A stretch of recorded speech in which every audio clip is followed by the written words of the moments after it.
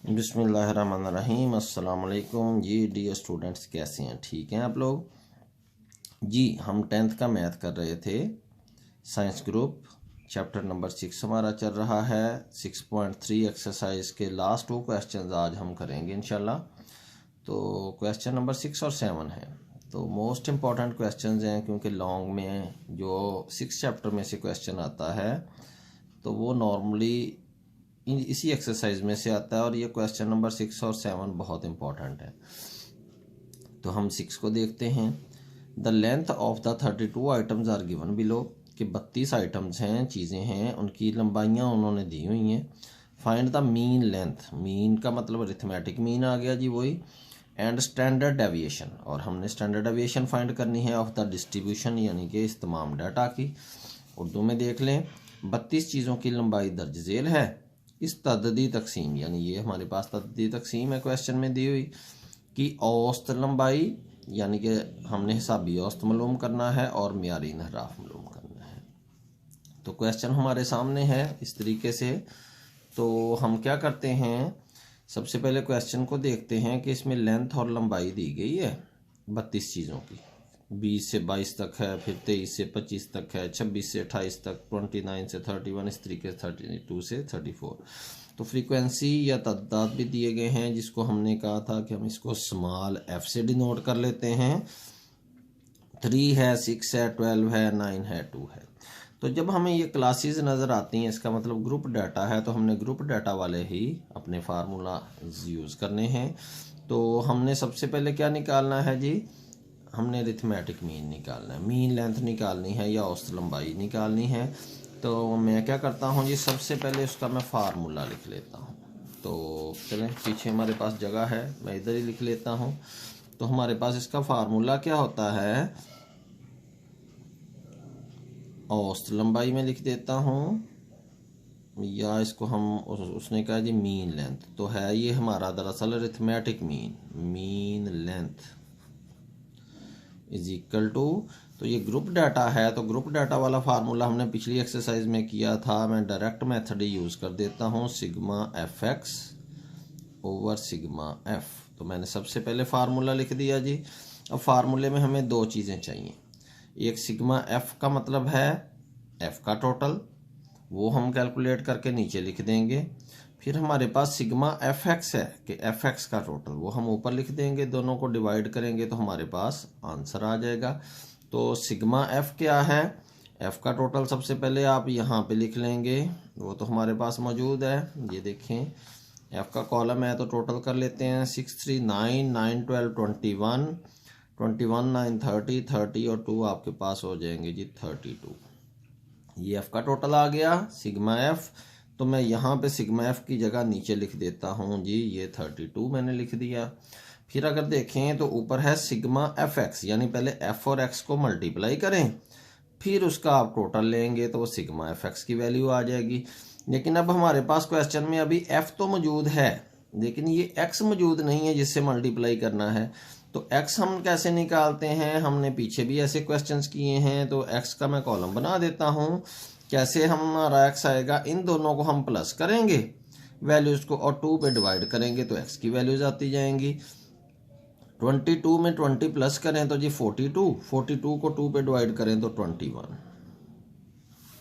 फिर इन दोनों को प्लस करें तो 48 आएगा, 2 पे डिवाइड करेंगे तो 24, ये हमारे एक्स की वैल्यूज आती जाएंगी। फिर इन दोनों को आप प्लस करेंगे तो 54, 2 पे डिवाइड करेंगे तो 27, फिर इन दोनों को प्लस करें जी तो 60 को 2 पे डिवाइड करें तो आपके पास आ जाता है 30, इन दोनों को प्लस करें तो 66, 2 पे डिवाइड करेंगे तो आपके पास आ जाएगा 33। यहाँ तक आ गए, हमारे पास एक्स का कॉलम बन गया। अब फार्मूले के मुताबिक हमारे पास काम पूरा है कि अब एफ और एक्स को हम मल्टीप्लाई करेंगे और फिर उसका सम या टोटल ले लेंगे। तो मैं एक कॉलम बनाता हूँ जी अब एफ एक्स का, एफ एक्स। तो कैसे कि एफ की हर वैल्यू को एक्स की हर वैल्यू से मल्टीप्लाई, तो 21 को 3 से करूँ तो 63 है, 24 को मैं 6 से करता हूँ तो मेरे पास 144 आ जाता है, फिर मैं करता हूँ जी 27 को 12 से अगर मैं मल्टीप्लाई करूँ तो मेरे पास आता है जी 324। मैं मल्टीप्लाई साथ साथ करता जाता हूँ 30 को 9 से करें तो 270, 33 को 2 से करें तो 66। अब इस तरीके से हमारे पास एफ एक्स का कॉलम बन गया है। हमने एफ की हर वैल्यू को एक्स की हर वैल्यू से मल्टीप्लाई कर दिया। फार्मूला हमारा कहता है सिग्मा एफ एक्स, यानी अब जो एफ एक्स आपने बनाया है कॉलम उसका टोटल लें या सम लें। तो मैं इसका टोटल यहाँ पे लगा देता हूँ, मैं इसकी जगह बना देता हूँ ये, जैसे ये हमारा एफ का टोटल था तो इसको लिख देते हैं जी सिग्मा एफ। अब ये हमारा एफ एक्स का टोटल आएगा, इसको मैं लिख देता हूँ जी सिग्मा एफ एक्स कितना है वो टोटल मैं कर लेता हूँ 63 प्लस करूँगा इसमें 144, इसमें प्लस करूँगा जी 324, फिर 270, फिर आपके पास आ जाएगा जी 66। तो आपके पास आ जाता है टोटल में इसका 867। यहाँ पे मैं लिख देता हूँ जी 867। तो अब ये सिग्मा एफ एक्स की वैल्यू आ गई जी हमारे पास 867 ओवर 32, मीनिंग के इन दोनों को डिवाइड कर दें 867 डिवाइडेड बाय 32। तो आपके पास आंसर आ जाता है 27.09, 27.09। तो ये आपके पास एवरेज लेंथ आ गई या औसत लंबाई आ गई। अब हमने क्या करना है जी, अब हम नेक्स्ट चलते हैं अगली अपनी चीज़ की तरफ। जो अगली चीज़ उन्होंने क्या फाइंड करें वो क्या है जी, स्टैंडर्ड डेविएशन, या जिसको हम मेयारी इनहराफ कहते हैं। सबसे पहले हम फार्मूला लिखते हैं उसका, ये नेक्स्ट पेज पे लिख लेते हैं। स्टैंडर्ड डेविएशन एस डी से जाहिर कर दें या एस से जाहिर कर दें। फार्मूला सबसे पहले इसको मैं उर्दू में भी लिख दूँ, एस डी मीन्स मेयारी इनहराफ। अब फार्मूले पे आते हैं। फार्मूला हमने पढ़ा था sigma F X square over sigma F minus sigma F X over sigma F whole square, ये आपके पास आ गया। और स्टैंडर्ड डेविएशन या मेयारी इनहराफ जब हो तो हम कहते हैं जी हमने इसका स्क्वायर रूट भी ले लेना है, तो हमने ये लगा दिया। अब देखें फार्मूला याद रहे कि मैंने आपको पिछले लेक्चर में सारे एक पेज पे लिख के बताए थे। तो ये देखें यहाँ से मैंने क्या किया है कि ये वाला फार्मूला किसके लिए है, ये देखें तो स्टैंडर्ड डेविएशन है और ऊपर से ग्रुप डाटा है। तो ग्रुप डाटा का मैंने फार्मूला ये वाला वहाँ पे लिखा है, आपका स्टैंडर्ड डेविएशन वाला ये वाला जो फार्मूला है ये मैंने वहाँ पे लिखा है। तो अब चलते हैं कैलकुलेशंस की तरफ। अब इस फार्मूला में देखें तो आप square root as it is ऊपर रहने दें, इसको मैंने वैसे ही लगा दिया फर्स्ट स्टेप में। अब माइनस मैंने लगा दिया, ब्रैकेट को पहले अगर इसको हम देखें तो इसकी स्क्वायर ऊपर वैसे ही मैं डाल देता हूँ, बार भी वैसे सेंटर में डाल देता हूँ। सिग्मा एफ ये हमने पहले वैल्यू कैलकुलेट कर ली है, ये देखें सिग्मा एफ यानी एफ का टोटल वो आपके पास कितना था 32। तो मैं यहाँ से उठाता हूँ, मैं इस फार्मूला में यहाँ पे 32 रख देता हूँ। फिर आता है सिग्मा एफ एक्स को मल्टीप्लाई करें और उसका टोटल लें। तो ये भी मैंने यहाँ पे निकाला है पीछे अभी, वो क्या है सिग्मा एफ एक्स का टोटल वो है 867, ये हमने लिख भी दिया था सिग्मा एफ एक्स। ये मैं यहाँ से उठाता हूँ, अब ये सिग्मा एफ एक्स यानी एफ एक्स का टोटल तो मैं यहाँ पे डाल देता हूँ, ये भी मेरे पास आ गया। अब इधर आ जाते हैं, बाहर डाला, नीचे देखिए डिनोमिनेटर में तो सिग्मा एफ है तो वो फिर यहाँ पे 32 हमने डाला है, वही यहाँ पे 32 आ जाना है। अब एक कैलकुलेशन हमारी रह गई इसमें, सिग्मा एफ एक्स स्क्वायर, यानी कि पहले हम क्या करेंगे एफ एक्स स्क्वायर को कैलकुलेट करेंगे, फिर उसका टोटल लेंगे, जो वैल्यू आएगी वो यहाँ लिखेंगे, फिर कैलकुलेटर से कैलकुलेशंस करके हम इसका आंसर निकाल सकते हैं। तो हम एफ एक्स स्क्वायर निकालते हैं, तो यहाँ पे मैं कॉलम बना देता हूँ एक एफ एक्स स्क्वायर का जो हमें चाहिए। कैसे आएगा जी, ये देखें अगर इन दोनों कॉलम्स को मैं मल्टीप्लाई करूँ तो एफ तो है ये, एक्स और एक्स मल्टीप्लाई होता है तो एक्स स्क्वायर बन जाता है, यानी दोनों को मल्टीप्लाई करने से यही बनता है एफ एक्स स्क्वायर। तो मैं इनकी वैल्यूज़ को मल्टीप्लाई करके नीचे लिखता जाता हूँ, तो मेरे पास इसकी वैल्यूज़ आती जानी है। 63 को मैं मल्टीप्लाई करता हूँ जी 21 के साथ, तो वो मेरे पास आ गया जी 1323, साथ साथ मल्टीप्लाई कर लेते हैं। फिर 24 को 144 के साथ, 24 मल्टीप्लाइड बाय 144। तो डियर स्टूडेंट्स, आप भी कोशिश करें कि कैलकुलेटर पास हो और आप साथ साथ कैलकुलेशंस करें, क्योंकि कैलकुलेशंस की अगर आपकी प्रैक्टिस होगी तो फिर आपको पेपर में जो है वो इसमें मिस्टेक होने के चांसेस कम होते हैं। तो अदरवाइज़ अगर आप फर्स्ट टाइम ही जो है वो कैलकुलेटर यूज़ करेंगे पेपर में, तो फिर उसमें ये चांस होता है कि कैलकुलेशन में आप कोई मिस्टेक कर सकते हैं। तो कोशिश करें कि जैसे कोई कैलकुलेशंस आती हैं, कैलकुलेटर पास हो तो आप साथ साथ उसको करके देख लें। देखें, मैं हर वैल्यू को fx की वैल्यू को x की वैल्यू से मल्टीप्लाई करता जा रहा हूँ। इन दोनों को किया, ये आ गई, इन दोनों को ये, इसी तरीके से ये, इसी तरीके से ये। अब 66 को 33 से कर देते हैं तो वो हमारे पास आ जाएगी जी 2178। अब हमारे पास देखें तो fx स्क्वायर का कॉलम आ गया है। हमारा फार्मूला कहता है जी आपने इसका टोटल लेना है, सम लेना है। तो मैं यहाँ पे लिख देता हूँ, वो फिर आ जाएगा सिग्मा fx स्क्वायर, यानी fx स्क्वायर का सम। तो मैं सबको इनको प्लस कर लेता हूँ, 2178 प्लस 8100 प्लस 8748 प्लस 3456 और प्लस 1323। अब इनको अगर आप देखें तो आंसर हमारे पास आ रहा है इसका टोटल का 23805। अब मेरे पास ये आ गया सिग्मा fx स्क्वायर। तो मैं सिग्मा fx स्क्वायर 23805 यहाँ से लेता हूँ, मैं यहाँ पे रख देता हूँ 23805। तो वैल्यूज़ हमारे पास पूरी हो गई। अब हमारा क्या है, अब हमारा कैलकुलेटर का काम है। तो 23805 डिवाइडेड बाय 32 ओवर 32 का मतलब हम इनको डिवाइड कर देते हैं।